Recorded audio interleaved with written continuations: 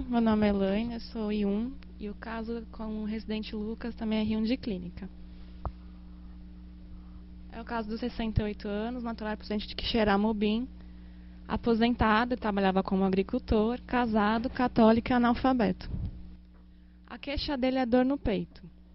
O paciente refere que há 5 anos ele apresenta um quadro de dor pré-cordial, empontada, com irradiação para membro superior esquerdo, que surge mesmo em repouso. E ele nunca procurou, na verdade, atendimento médico nessa época. Ele sempre não deu importância a essa dor. Ele falava que era uma dor pequena, que durava mais de meia hora. Ele não sabe dizer exatamente quanto tempo ela durava, mas era de duração longa. E nunca procurou atendimento médico. Negou dispneia, negou edema de membros inferiores. Até que cerca de 3 meses atrás, ele apresentou um quadro de hemiparesia e hemiplegia à esquerda, de início súbito. Procurou atendimento médico na sua cidade, né? Lá foi informado que ele teria tido um infarto e levantar a hipótese de um AVC. Foi feita uma tomografia e foi descartada essa possibilidade. Esse evento durou cerca de 18 horas, né? O que a gente pensou, então, na verdade, num AIT. Ele não trouxe nenhuma informação dessa internação que ele teve lá em Quixeramobim. Nenhum relatório de alta, nenhum exame, então isso foi o que ele referiu, esse infarto prévio e essa suspeita de um AVC. E aí foi orientada a procurar um cardiologista para fazer acompanhamento clínico, onde foi solicitado um cateterismo, que foi o que ele veio aqui nesse hospital para realizar, né? Que foi agora no dia 16. De HPP ele nega hipertensão, diabetes, asma, TB. Refere só uma cirurgia prévia que foi ortopédica em membro inferior direito, porque ele teve um acidente de moto, precisou colocar uma haste, né? Que depois até foi removida. Negou transfusão, negou alergias. Ele mora com a esposa, em casa com boas condições hidrossanitárias, não cria nenhum animal. Ele está tabagista, fumou 9 maços ano, mas parou já há 30 anos. E exercício social também, bebeu só fim de semana, questão de cerveja, assim, mas também parou há 20 anos. A mãe faleceu durante o trabalho de parto e o pai faleceu aos 96 anos por infarto. Ele refere não saber a quantidade exata de irmãos que ele tem, porque o pai se casou várias vezes. E ele também não tem contato com nenhum dos irmãos, porque ele saiu de casa muito cedo para trabalhar, então essa referência familiar ele não tem. Tem 7 filhos e todos são rígidos. Ele estava em uso em casa de AS 100 mg por dia, metoprolol de 50 e cilastatina de 20. De OA, ele refere uma sensação desagradável a ficar em ambientes com pouca iluminação. Refere assim uma angústia, uma sensação de sufocamento. E músculo esquelético, edema, dor à palpação em face lateral do cotovelo esquerdo. A gente até pensou numa epicondilite lateral. Exame físico de admissão é sem alteração. O paciente está geral bom, anictérico, acianótico, afebril, normocorado, hidratado, consciente e orientado. A ausculta cardíaca é normal, não tem sopro. Frequência de 68, PA de 107 por 68. A ausculta pulmonar, está errado ali, né? A ausculta pulmonar também sem alterações, o abdômen é plano, flácido, indolor à palpação, sem vista no megalias ou massas. E o traube é livre. Extremidades puros periféricos palpáveis, sem edema, cianose e bem perfundidos.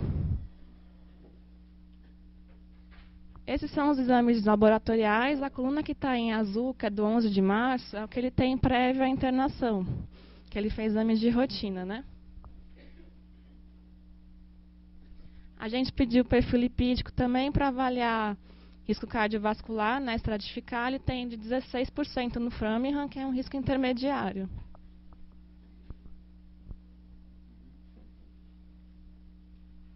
Ele também trouxe esse eletro do dia 3 de fevereiro, também, né, para internamento. A qualidade não está muito boa, porque já é uma xerox do que ele tem, né? Mas a gente pode ver que tem uma frequência de 65, está dentro do eixo, o eixo positivo em torno de 15 graus. É um ritmo sinusal. Ele já tem inversão de onda T, de V1 a V5. E esse é o que a gente fez o pós-CAT, né? Ele mantém a inversão da onda T, tem uma onda R amputada de V1 a V3. Tem QS na parede anteroseptal, olha lá. Com inversão da onda T, sugerindo área de fibrose, né? Em parede anteroseptal. Com alterações da repolarização até difusas, mas principalmente na parede anterior. A gente também solicitou um raio-x de tórax, né? Pode. Ele está até um pouco mais penetrado do que deveria, a gente consegue ver os corpos vertebrais atrás da área da fita cardíaca. Não está bem enquadrado, porque corta a parte dos seios costofrênicos. Está um pouco rotacionado à direita, né, pela traqueia. Ele não tem alteração de fratura, lesões líticas. O pulmão está bem insuflado, a gente consegue contar 9 costelas. Não tem alteração de trama vascular, inversão da trama, não tem nódulos pulmonares, horas de condensação. É um raio-x normal. A área cardíaca também não parece aumentada. Esse é o eco que ele realizou aqui no dia 17 para o Dr. Orlando. A gente não conseguiu o filme que o pessoal estava num congresso, né? Nenhum residente, nenhum médico no momento. A gente fotografou essas 2 janelas, né? A foto também não está muito boa. A conclusão: cavidades cardíacas de dimensões normais. A análise da contralidade do ventrículo esquerdo possui uma cinesia com fibrose septal anterior e toda a parede apical. Contratilidade dos demais paredes relativamente preservadas. Disfunção diastólica leve do ventrículo esquerdo tem uma fração de ejeção pelo método de Simpson de 38%. Contratilidade do ventrículo direito é preservada. Insuficiência mitral leve. E tem uma disfunção contrátil segmentar isquêmica. Então, só para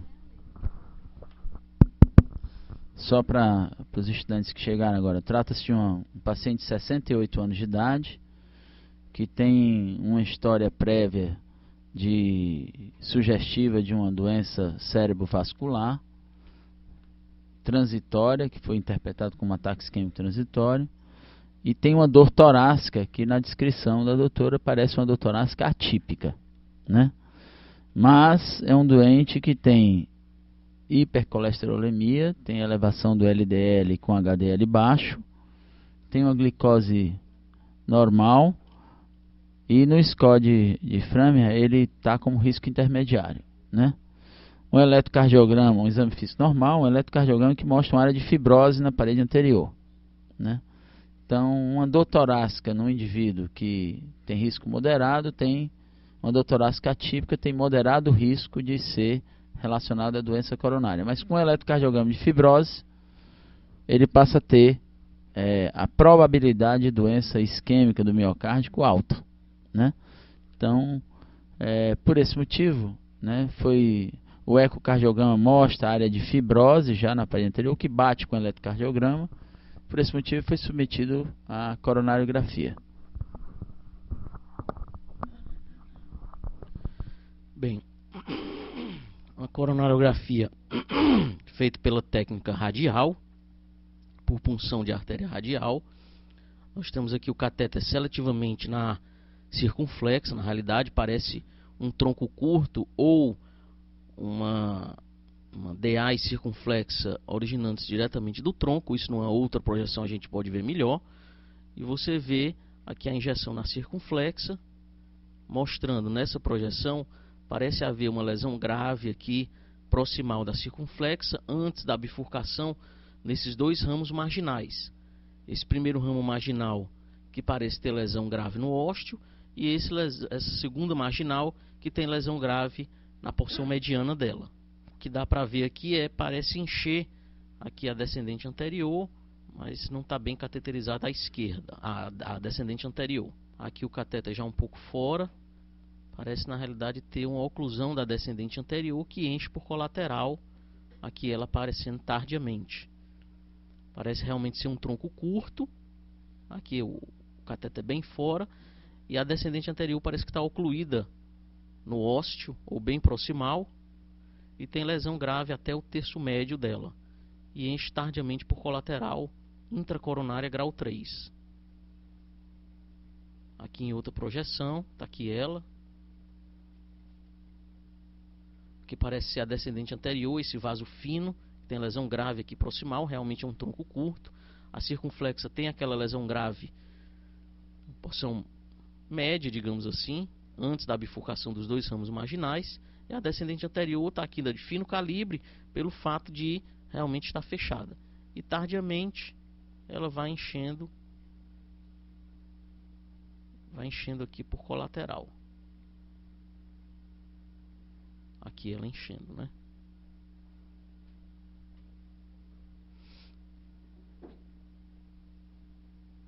Aqui novamente, você vê realmente a descendente anterior ocluída no ósteo, um tronco curto, e ela enchendo tardiamente aqui, ela esboçando aqui por colateral.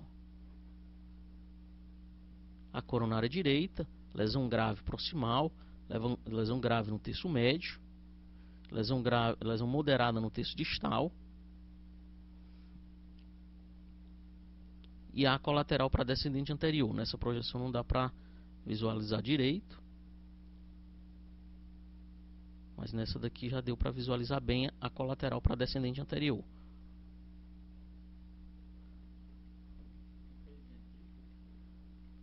Não.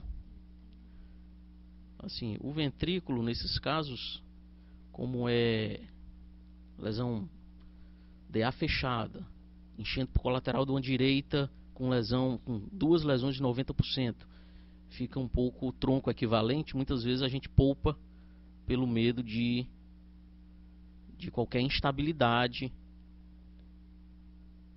Uma lesão grave aqui, lesão grave na CX e a DA fechada enchendo por colateral da direita. Aí o laudo do cateterismo foi descendente anterior com obstrução total ostial, recebe colateral intracoronária grau 3. Circunflexo com lesão de 90% em terço proximal, marginal 2 com lesão de 90% em terço médio, coronária direita com lesão de 80% proximal e 90% em terço médio. E o VE não foi realizado. Aí, como diagnóstico, é tendência arterial coronariana e insuficiência cardíaca. Aí, na evolução do paciente, no dia 20/4, ele apresentou a dor típica que ele refere, que é essa dor empontada, com irradiação para membro superior igual a da HDA. No dia 22, ele referiu uma dor precordial em aperto, também com irradiação para membro superior, também ao repouso, pediu a medicação para dor, feito de dipirona e cedeu. No dia 23/4, ele acordou de madrugada com uma dor de moderada intensidade em epigastro, empontada, sem irradiação. Perguntei se tinha queimação, ele disse que não. Também fez uso de dipirona e melhorou. Aí nós teríamos as enzimas, a KMB e a troponina. No dia 16 foi pós-CAT, né? Dia 22 e 23, quando não teve essas dores diferentes, né? Outro padrão de dor. Mas não teve alteração dessas enzimas. Agora, no dia 25, sábado agora, ele teve por volta de 1h30 da tarde um quadro de disartria e discreto déficit motor grau 4 em membro superior direito. Ele estava também um pouco desorientado, mas consciente, com Glasgow de 14. Ele foi encaminhado para o HGF para realizar uma TC de urgência, porque se aventou a hipótese de um AVC isquêmico. No HGF a tomografia foi essa, não tenho as imagens, né? Foi feita pelo Dr. Luiz Arnaldo e mostrou um pequeno foco hipodenso no tálamo esquerdo, discreta dilatação do tipo não hipertensivo do sistema ventricular supratentorial, quarto ventrículo centrado com dimensões normais, cisternas e sulcos corticais levemente alargados, estruturas de plano mediano centradas, e não há sinais também de hemorragia intraparenquimatosa nem de coleção líquida extraaxial. Hoje ele ainda está com uma leve disartria, tem um déficit ainda motor grau 4 no membro superior direito, membro inferior estão sem alteração. E ele também tem uma flacidez de face, uma espécie de hemiparesia da face direita, né? Mas está orientado já. Mudou. De movimento. Isso foi sábado agora, né? Ele está em uso agora durante a internação do Metropolol, com 50 mg, OAS de 100 mg dia, simvastatina a gente aumentou para 40 mg por dia, Sustrate de 30, Captopril 37,3 por dia, Omeprazol de 20, Clessane de 40 e Lactulona de 20 ml por dia, porque ele apresentou um quadro de constipação.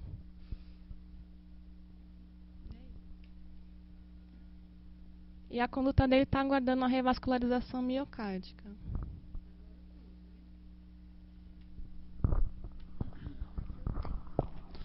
Bom, ele não fez ultrassom de carótida, né? Ultrassom de carótida vertebral, né? Uhum. Ele tinha internado na quarta-feira, na quinta-feira. Foi um paciente bem recente. No eco não tinha trombo no ventrículo esquerdo, né? É uma coisa que tem que Quer comentar, doutora Cristiane? Alguém quer comentar? Professor Celso, bom dia. Sente aqui. Sente aqui. Então tem estudante, eu vou fazer uma síntese aqui para eles entenderem. Então, um paciente com história de dor torácica, com o diagnóstico de doença aterosclerótica das coronárias, num paciente que já chegou a procurar o hospital com uma área de infarto na parede anterior, né? Era um indivíduo de risco moderado, né, de difrâmia, mas aqui já com documentação de doença aterosclerótica das coronárias, na sua forma mais grave, que é aquela que se associa à doença dos 3 vasos, né, da coronária esquerda, os 2 ramos, descendente anterior e circunflexa, e da coronária direita, associada à disfunção ventricular moderada, né? Essa é a forma mais severa de apresentação da doença, né, excetuando-se a morte súbita, né? Então, que foi indicado revascularização miocárdica, e no curso, né, da internação, ele repetiu um evento cerebrovascular isquêmico, né, que pega a região do tálamo esquerda, né? Alguns dados importantes, né? A indicação de revascularização é inconteste, né? Todo indivíduo que tem manifestação de isquemia, que tem doença de 3 vasos e tem disfunção ventricular, esses são os indivíduos de maior benefício de revascularização, quer seja ela percutânea, quer seja ela cirúrgica, né? Especificamente, nesse caso, mais para indicação cirúrgica por questões anatômicas e aí a gente pode depois discutir, né, a comparação das 2 metodologias nesse tipo de doente. No aspecto da doença cerebrovascular, provavelmente se trata também de doença aterosclerótica, né? Um percentual desses indivíduos, a doença está na carótida, né? 30% deles, ou é fenômeno intracraniano, assim como a doença aterosclerótica das coronárias. No indivíduo que teve infarto anterior e tem grande acinesia ou anterior, resta ainda também, às vezes, a hipótese diagnóstica de doença embólica. Alguns desses doentes evoluem com trombo, né, no ventrículo esquerdo, e aí você pode ter fenômeno embólico. Só um comentário sobre AVC, né, assim, não é a nossa realidade, mas o tratamento atual da doença cerebrovascular isquêmica não é tão expectante assim, né? Então, tem índices que a gente pode comentar depois, que você tem como hoje tratar, né? Não só com trombólise, mas como reperfusão mecânica, né?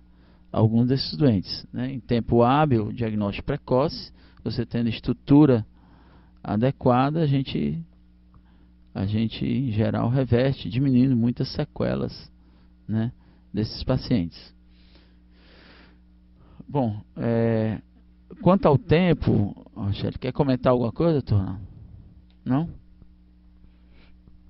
Quer fazer um comentário? Você viu? Não. Quer, Rochelle, quer comentar? Não, assim, em relação a esse paciente, né, como você falou, a indicação de cirurgia de revascularização está completamente definida, mas já que teve esse evento neurológico recente, tem o risco, a depender da área de extensão da doença isquêmica, do risco de transformação hemorrágica. Então, vamos aguardar neuro, mas em média, a depender da área isquêmica, se espera 2 semanas para poder fazer a intervenção coronariana, né? Uma dúvida que eu tenho, o evento aconteceu no sábado, dia 25, até a hora que ele chegou para fazer a tomografia, quanto tempo de evolução teve? Menos de 6 horas. E foi sugerido a terapia trombolítica? Não, foi feito só o diagnóstico de imagem. Outra coisa, em relação à zona que ele tem de acinesia com disfunção ventricular, não foi observado, cadê Cristiane? Não foi observado trombo, né, dentro do ventrículo esquerdo. A gente sabe que o transtorácico, né, dá para ver bem a região, mas você sugere transesofágico? Uhum. Porque senão o transtorácico é suficiente, né? Falta ver as carótidas. Olha, nas carótidas esperar 2 semanas, né, para poder revascularizar. Em média é isso mesmo, né? Quando é? Se tiver doença severa na carótida, isso é uma dúvida enorme, né? Isso é um ponto de discussão muito complicado, né? Assim, a gente, com 2 eventos, se esses 2 eventos são compatíveis com doença carotídea grave, a possibilidade desse doente ter AVC no transoperatório é muito alta. Aí eu acho que eu trataria primeiro a carótida, com 2 fenômenos, mas... Eu acabei chegando depois, e desculpa se eu estiver atrapalhando, mas geralmente o que se acredita mais é um tópico ainda sem muita definição, que revascularizar primeiro em termos da doença carotídea ou doença miocárdica, mas o que se acredita é que tratar o mais instável primeiro, né? Então, aparentemente o que indicou a internação foi o miocárdio, mas se o que está causando evento agora é o carotídeo, trazer para a mesa, apesar da discussão se vale a pena esperar, aguardar a revelação miocárdica para depois dessa resolução do evento carotídeo. Se o caso for, né? Se caso a etiologia desse AVC for de fonte carotídea. Em relação ao manejo clínico, né? Um paciente que está aguardando é um paciente cirúrgico, né? Clopidogrel. Deixaria o AS e o clopidogrel? Deixaria só o AS mesmo? 100, 300? 100 mesmo. A dose é 100 miligramas. A associação de clopidogrel ou de outras drogas está indicada na doença cerebrovascular recorrente, né? Então, assim, eles têm feito. Aqui é uma situação um pouquinho diferente. Eu acho que precisa definir primeiro a lesão carotídea, porque se não tiver lesão severa, a associação de clopidogrel é discutível, né? E atrapalharia muito a evolução, né? Acho que é só, né? Acho que a gente vai ter que esperar 1 ou 2 semanas para revascularizar. Vamos ver a carótida, a gente decide em seguida. 2 semanas, Não. O seu Francisco L é um paciente de 75 anos que ele tem um quadro de dor e angina, inicialmente com um quadro de angina estável e agora vem mais recorrente. Mas assim, o principal motivo pelo qual o paciente veio foi pela constipação. Ele fez um cateterismo que foi marcado de forma eletiva, fez e viu várias lesões, né? Lesões triarteriais, em CX, DA. E assim, é um paciente emagrecido que já... Tem disfunção ventricular, se eu não me engano, não tinha. Não. A função sistômica dele era preservada. E nisso, ele veio aqui para fazer esse cateterismo e aqui ficou internado por conta das lesões serem importantes. Mas é um paciente emagrecido, que tem uma queixa de uma dor em região lombar já antiga e uma constipação crônica, né? Assim, passa 5, 6, 7 dias sem evacuar. E quando evacua, com a ajuda de laxativos, com diarreia, e é bem emagrecido, né? Então a gente suspeitou, será que esse paciente não poderia ter alguma outra doença consumptiva, uma neoplasia, talvez de cólon? Aí o que aconteceu? A gente conversou com a gastro, né? Solicitou a colonoscopia, eles discutiram se o paciente tinha ou não status para fazer essa colonoscopia, mas disseram que isso ficaria a cargo dos médicos assistentes, né? Da cardiologia. Se a cardiologia achasse que o paciente tivesse condição, poderia indicar o procedimento. Aqui no hospital a gente está sem a tomografia, né? A tomografia ela foi solicitada, mas ela tem uma logística mais complicada, porque tem que passar pela autorização e ser encaixado em outro hospital. Não sei se no ICC ou no César Caos. Então, assim, existe uma demora por essa coluna. E como a programação cirúrgica dele, da TC, estava dependendo de a gente saber se ele tinha alguma doença neoplásica importante ou não, a gente solicitou a colono. Aí, quando a gente solicitou a colono, a endoscopia devolveu o pedido com o parecer, com um papel de parecer em branco, para que a gente solicitasse um parecer. Aí o que foi que a gente achou? Deve ser o parecer da gastroenterologia. A gente mandou o parecer com um novo pedido anexo. Aí eles pediram para chamar a gente lá, foi o Douglas, nós fomos. E o médico achou que era errado, como era que eles pediam um parecer de endoscopia para gastroenterologia, já que não são eles que fazem o procedimento, que esse parecer tinha que ser pedido para endoscopia, já que era um paciente com uma lesão grave, uma dacte arterial, que corria muitos riscos desse procedimento, se não havia alguma coisa menos invasiva, se ele não podia passar também por uma avaliação anestésica, cirúrgica, também um parecer da anestesia. Então ele meio que inviabilizou o procedimento. Eu até concordo, porque eu realmente não sabia. Eu estou aqui há 2 meses, eu não sabia que a endoscopia respondia pareceres. Eu encontrei com o doutor, posso agora continuar? Vai completar alguma coisa? Não. Aí encontrei agora com o doutor Rodrigo, né, que é o médico gastro, que está junto com o doutor Milton na enfermaria, né, e é responsável também pela resposta dos pareceres. Então, assim, qual a informação que ele teve? Ele entrou em contato com o doutor Marcelo Henrique, né, e que faz também colonoscopia, e ele disse, não existe em nenhum momento esse fluxo de solicitação de parecer para colonoscopia, né? Eu não preciso pedir um parecer para o endoscopista para saber se ele indica, a indicação é do clínico, certo? Então, a gastro, ele indica. O que ele pondera, e também juntamente com a gente, é o seguinte, se faço uma tomografia e até mesmo endoscopia digestiva alta, e eu já vejo que tem uma lesão avançada, ele não prosseguiria com a colonoscopia. Mas, se ele não identifica nenhuma lesão, ou seja, o paciente é potencialmente tratável, né, já que vai ser submetido a uma cirurgia, se ele tem uma doença que diminui a expectativa de vida dele, vai ser submetido a um procedimento de mortalidade também elevada, né? Então, ele prosseguiria com a colonoscopia junto com acompanhamento, e o doutor Marcelo disse que faria o procedimento juntamente com o anestesista, né? O que eles precisam ouvir é, podemos liberar para a colonoscopia? Minha opinião agora. Eu acho que o paciente, do ponto de vista cardiológico, apesar das lesões coronarianas serem muito graves, é um procedimento que o preparo tem seus riscos, mas ele está dentro do hospital. A gente poderia ter um controle das alterações eletrolíticas que fossem acontecer. Porque a previsão de tomografia talvez seja de até 1 mês. E ele vai ficar aguardando aí. A queixa atual dele é a dor e a constipação. Ele não fala nem no coração dele. Ele fala nesse problema. Então, assim, a gente está com esse pepino na mão. Isso não. Bom. Eu tenho que dar uma resposta.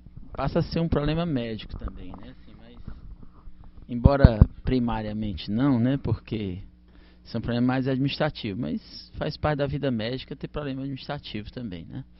Então, assim, se o doente não está com a gina instável, não tem sinais de instabilidade, não tem nada que contraindique essa colonoscopia. Se a queixa principal é constipação e perda de peso, o primeiro exame a ser feito é uma colonoscopia. Então, em termos de metodologia de diagnóstico, você segue o que é mais óbvio, né?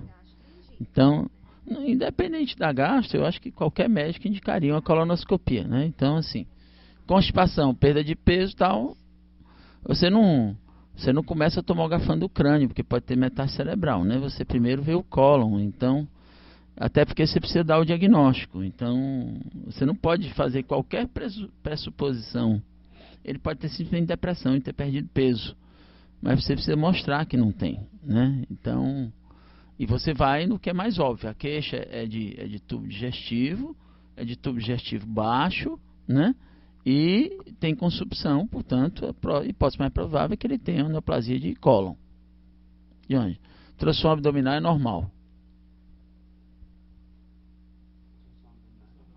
Pronto. Então, assim, se o tração abdominal é normal, pessoal, eu sei que não é tomografia, mas a possibilidade de ter metástase hepática volumosa, ter carcinomatose peritoneal, isso já quer dizer, um exame não invasivo, simples, sem radiação e tal, isso você já resolveu.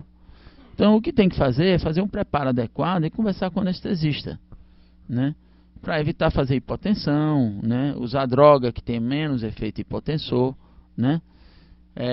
Ficar do lado do doente durante o procedimento, né? Que em geral isso é feito quando você faz a coisa de forma de rotina. Muitas vezes você não estratifica o doente de mais risco, menos risco, né?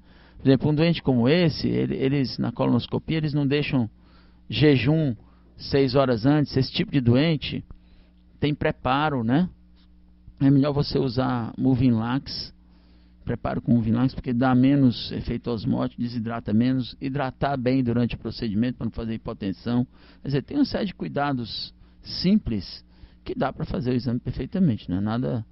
Eu acho que tendo esse cuidado, tem primeira coisa fazer a colonoscopia. Eu não faria como primeiro exame tomografia, vou ser sincero. Se tivesse ultrassom do abdômen normal, o primeiro exame é colonoscopia, não é tomografia. Então, para a gente não inverter a ordem das coisas, né?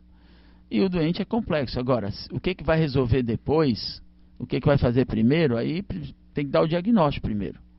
Você não pode pressupor, né? Então, se precisar, eu escrevo lá, né? Que estou indicando, que a responsabilidade é minha, pronto, não tem problema. Pois é.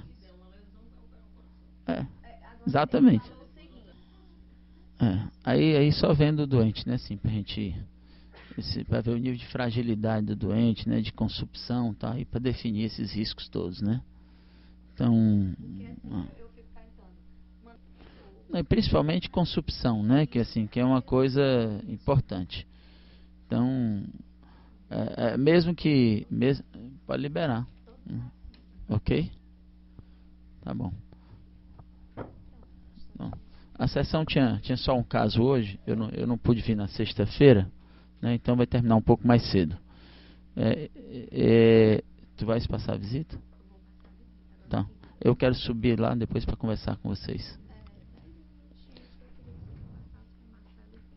Tá bom, pode ser. Vamos lá, sobe todo mundo lá. Os estudantes me aguardam lá fora, os estudantes da disciplina, que eu quero conversar com eles.